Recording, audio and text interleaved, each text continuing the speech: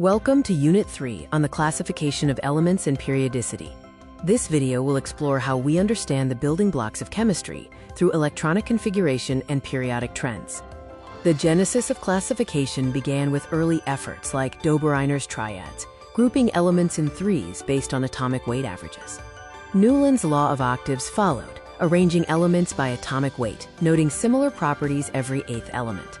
Dmitry Mendeleev presented the first widely accepted periodic table in 1869.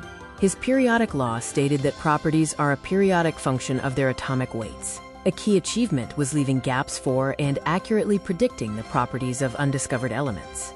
Moseley's breakthrough in 1913 showed that atomic number, not atomic mass, is the fundamental property.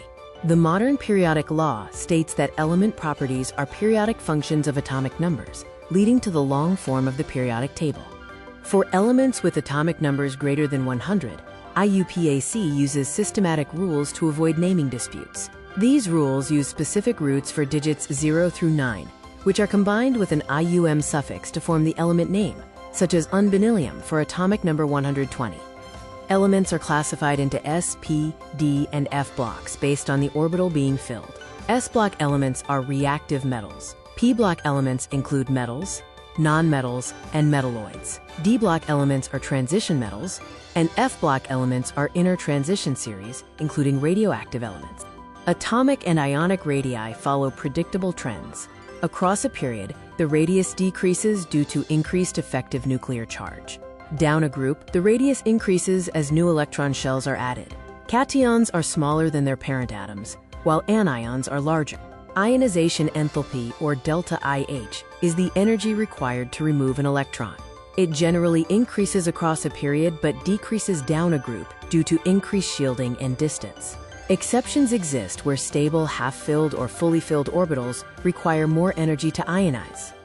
Electronegativity is an atom's ability to attract shared electrons to itself, measured by the Pauling scale. It increases across a period and decreases down a group. It is directly related to nonmetallic character. The table illustrates common valencies and oxide examples based on group number. Note that transition elements exhibit variable oxidation states due to their partially filled d orbitals, which is a key characteristic outside of these main group trends. Metallic character is highest on the left and increases down a group, while nonmetallic character is highest on the top right and increases across a period. Oxide nature also follows a trend. Basic oxides are on the extreme left, amphoteric in the middle, and acidic on the extreme right. In summary, the modern periodic law links properties to atomic number. Elements are classified into S, P, D, and F blocks. Key trends in radii, ionization energy, and electronegativity are predictable. Noble gases are inert due to filled shells. These are the sources for the images used in this video. Please refer to these resources for more information. More image sources are listed here. Thank you for watching this video on the classification of elements and periodicity.